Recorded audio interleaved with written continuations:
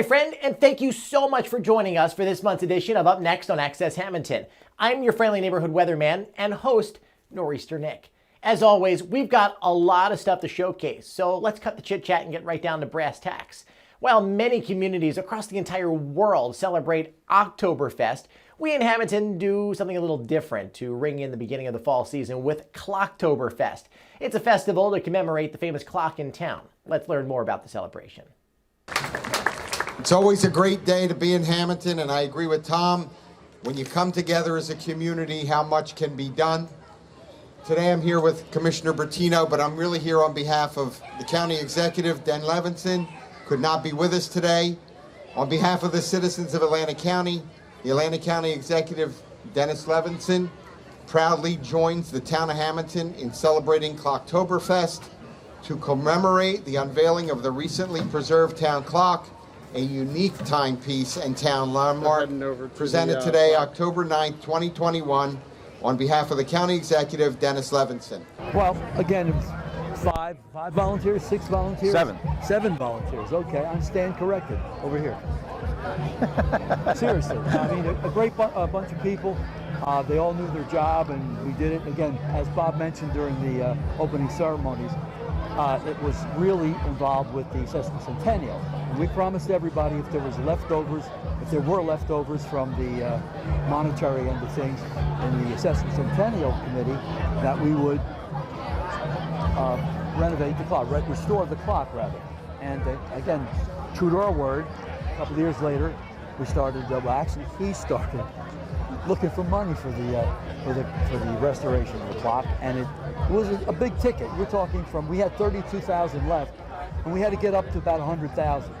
So we not only had to get it done, but we also have to make sure that we can maintain it for a couple of years. So it's been a long ride, but a very, very terrific ride, and a ride that we're very proud of. I mean, so the clock's been here for decades and decades, and the incredible work that's been done on the clock is really just a testament to us as a community. So today, Clocktoberfest as a celebration as a whole is not just about the clock, it's about the people. And it's about the incredible amount of work that's going on to rededicate and to redo this clock over the years. So today's a celebration of the hard work of a lot of different people, as much as it is about the physical clock. And that clock is going to be, to your question, a reminder of that incredible hard work that people have put in to make something special for our community. And what was the plaque all about today? The plaque? So the plaque is a rededication for the clock, and it also lists the major corporate and personal donations that the clock committee received, as well as members of the clock committee.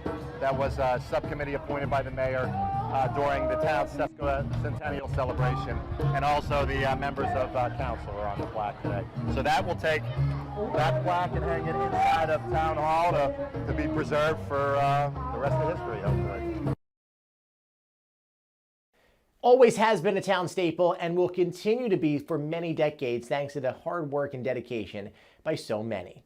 Aside from ushering in fall, October also ushers in Fire Prevention Month.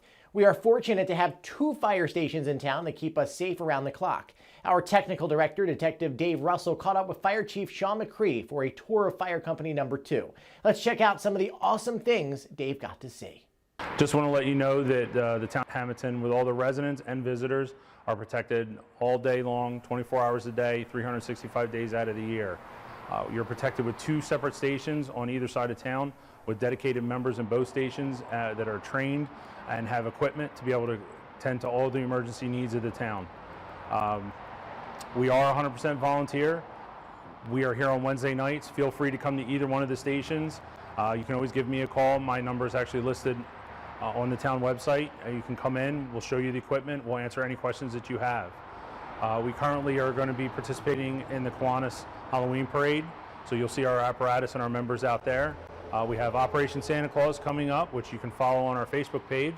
We'll give you the dates and times and give us the routes. We'll also be tracking Santa while he's on our trucks this year, so you'll be able to sign on in and see exactly where we are and where we've been.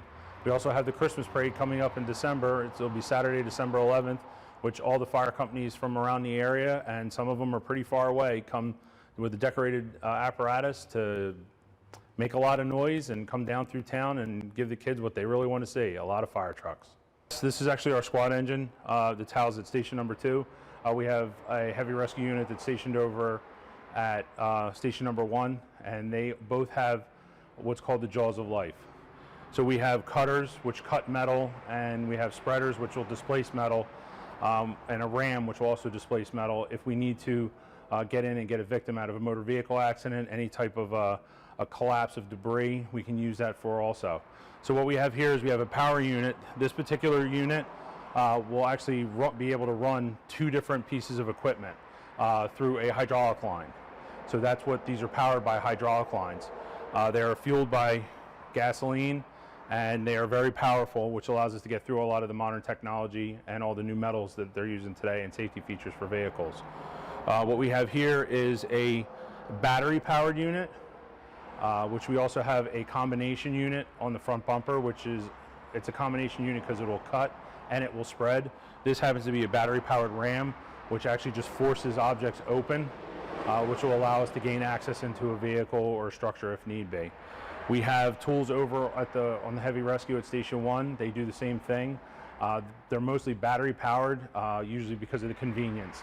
Sometimes we can't get in with all the hoses and have to keep putting gasoline in the pumps and all that. With the battery, what it does is it allows us not to be tethered to anything, and we can just go in and do what we have to do. And if we start to need a little bit more power, we can just switch the battery out, which is a lot easier. So this is the air cylinder. This is what houses all the air.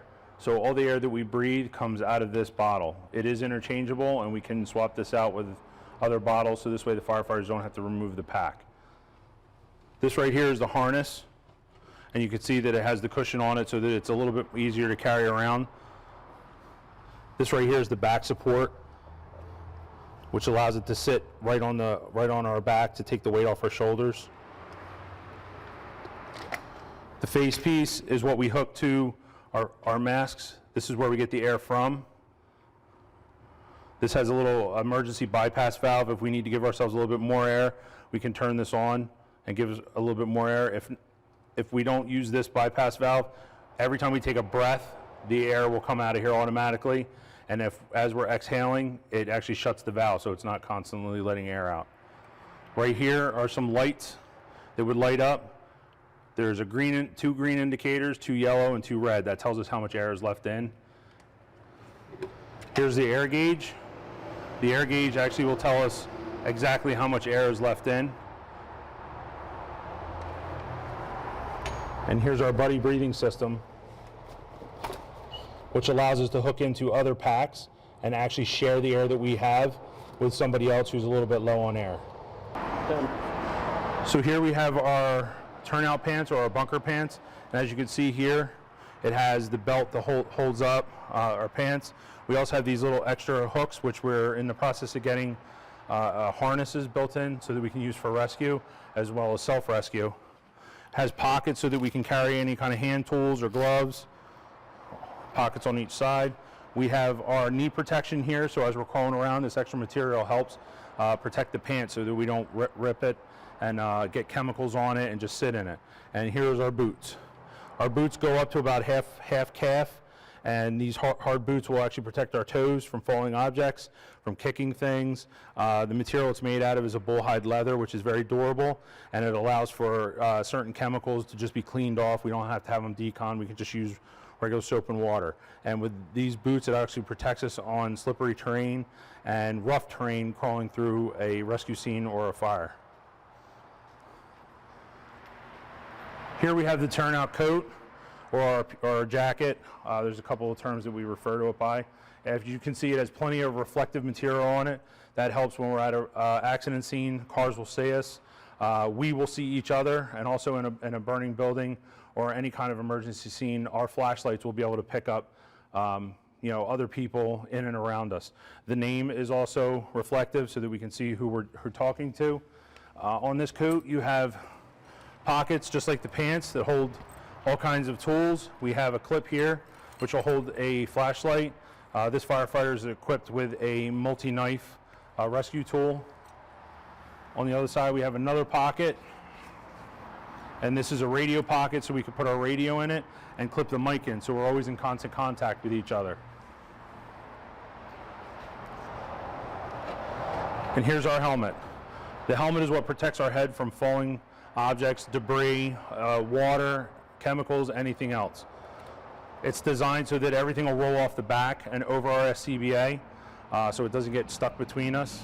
It has the eye protection that's built in. These are called Bork shields. They'll flip down and protect the firefighter's eyes.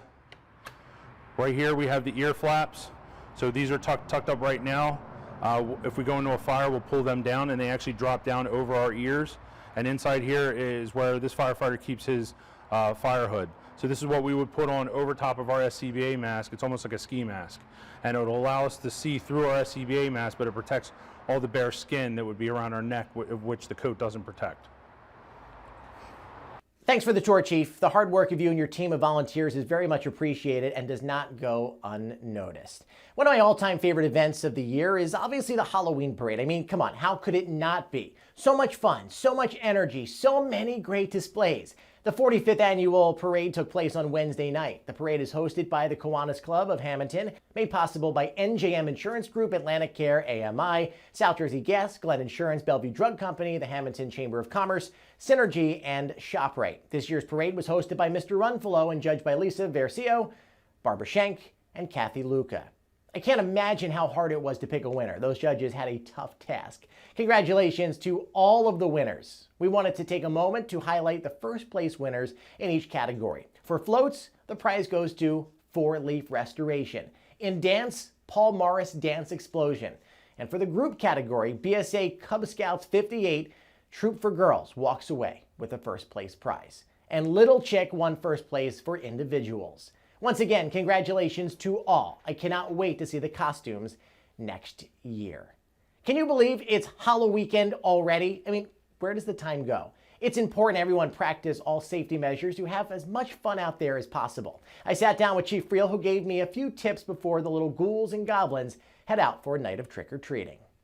All right, well, we are going to have a wonderful day for trick-or-treat on Sunday from 4:30 to 7. And if your weather forecast is right, we should be fine without any precipitation, and that's a good thing. But everyone should remember that it is getting dark earlier.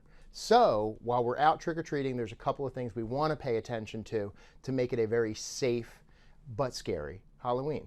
The first thing is that if there are residents that are going to be handing out candy, they should be outside in their front yard or on their front porch, because that helps keep it open air and reduces chances of anyone getting sick, because dare I use the word again, COVID is still around and people still can get sick. So we want to keep a reduction of that transmission, and staying out in the open air is a great way to do it.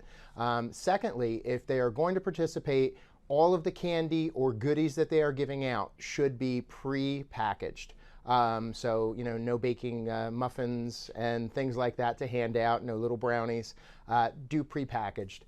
And the third thing is, if you want to come up with some creative ways to reduce group transmissions, meaning people reaching into the communal candy basket and everybody's hands wind up in it, you know, do something where you're either dumping it into their bag yourself or do a candy shoot, anything that you can come up creative just to keep everything a little bit safer.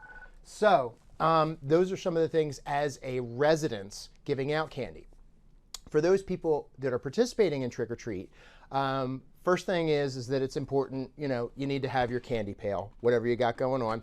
And, you know, even if you can light it up, that's an even better thing to help to be seen. Because since trick or treat is going to be partially during daylight hours and partially at night, we want to make sure that we bring all kinds of wonderful little things that, you know, can increase our sight so that we can see what's going on out there. Because some of our costumes are scary and dark, and we don't all have, you know, bright fluorescent costumes. So we want to keep something around us that's reflective or that is luminescent so that people can see us. When we are out there, we also want to cross at corners and intersections because that increases our ability to be seen. And if we're wearing masks and things, you know, that maybe block our sight a little bit, you know, and we can't see through them very well, we may want to take those masks off so that we can safely walk across the street, don't trip over a curb, and that we can see what cars and vehicles that are coming.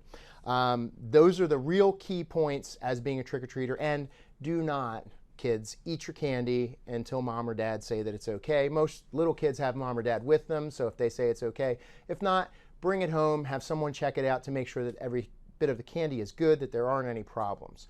And for any motorists in our community, at the council meeting last night, I said something that I really am sticking to. Since we all care about everyone in our community and we want to keep our children especially safe, school zones have 25-mile-an-hour speed limits, and everyone reduces their speed to make sure that things are safe.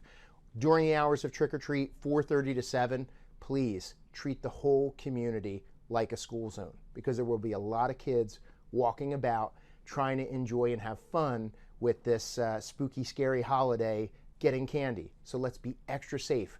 Pedestrian fatalities have increased, and we have had 2 in the past 3 months, and I really don't want to add another fatality to that, especially that of a child. So we want to just ask for people to slow your ride through the community, and we'll be patrolling to make sure that people are doing so. Rapid fire. Favorite Halloween movie? I'm going to say original Halloween. Okay. What did you think of the new Halloween? Did you see it yet? I started to watch it, didn't have the time to finish it yet, but yeah, Jamie Lee Curtis, how does she still look that young, even though she's that old? I don't know. I don't figure that one out. Favorite candy? Favorite candy, I'm going to go with Reese's Peanut Butter Cups. Are you going to be handing out candy? I'm going to be handing out candy. So you're not a porch light off kind of person? Nope, I am a porch light on. Actually, I've got Halloween lights already strewn on my porch, and I'll have my candy chute to give out candy on my front lawn. And are you going to dress up? Yes. What are you going to be? That I don't know yet. Last year was Batman, so we'll see what happens this year. Any final words? Yes, let's have a safe and enjoyable Halloween holiday. And I know this airs on Thursday, but I hope everybody had a great time at the Halloween Parade Wednesday night. I hope you had a great time, because we're going to have a great time out there. Thanks, Chief. I'll be very interested to see what your costume is. You better text it to me or I'll be upset just a little bit. Many in our community celebrate not only Halloween, but also partake and observe in Day of the Dead.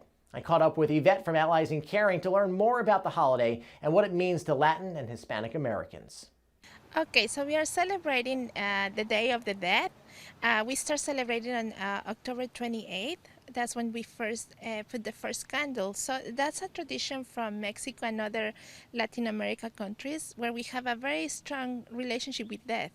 We feel that to be fully alive, we need to always be aware that we could die any moment, and also be aware of our ancestors. Like my grandmother used to say, like, always remember that you have a lot of generations that have your back, and don't ever feel lonely.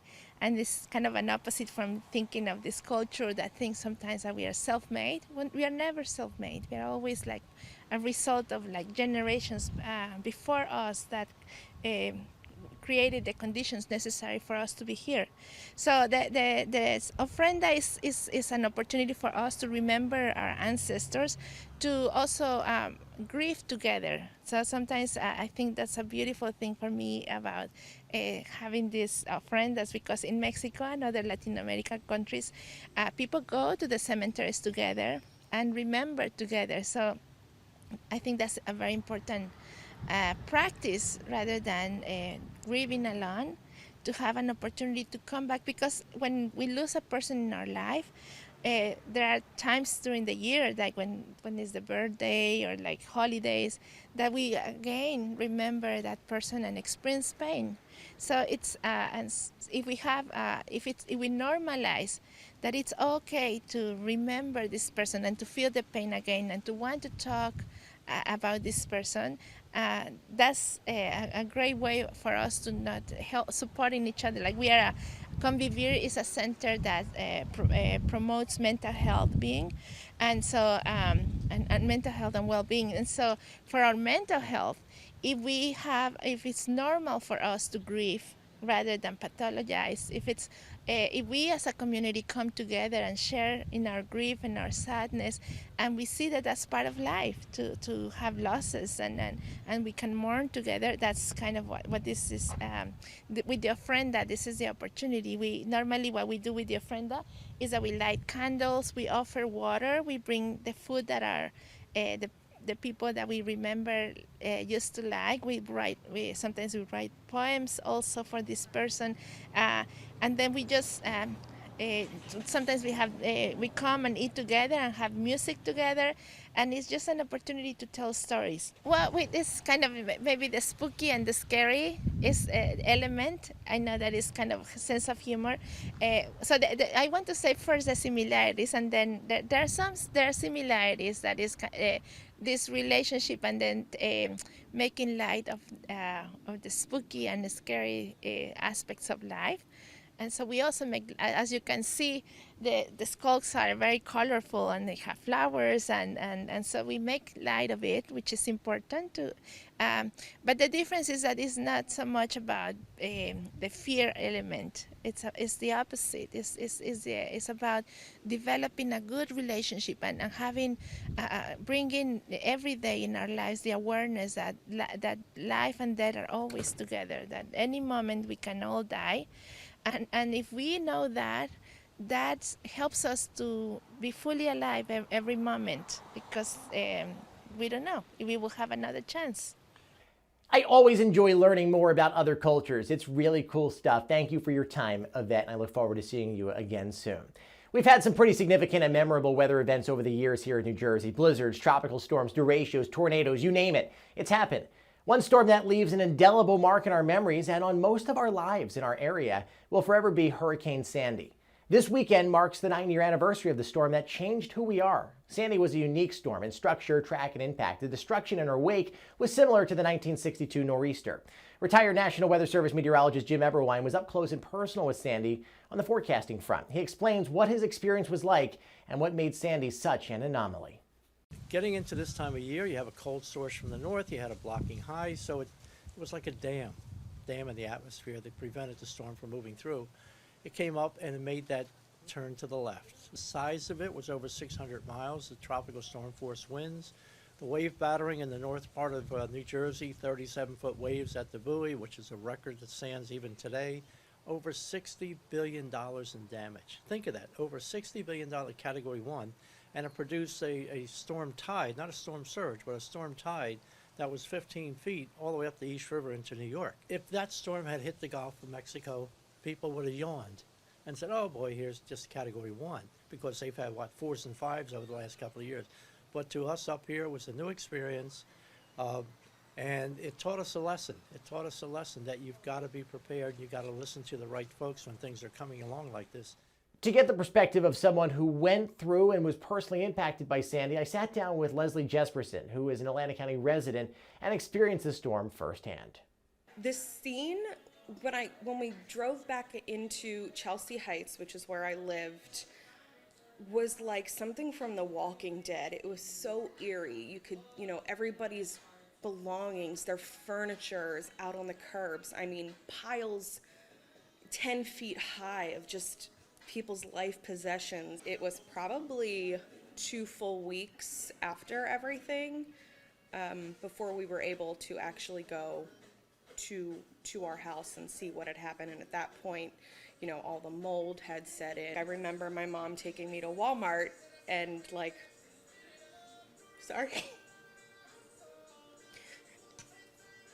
having to buy all new underwear, socks, shoes, clothes, not just for me, but for my kids, all their toys, all that material stuff, as emotionally connected to it as we are, it can all be replaced, and no matter what, you're gonna be okay. You're gonna be okay, because I did not feel like that. I did not feel like it was gonna be okay.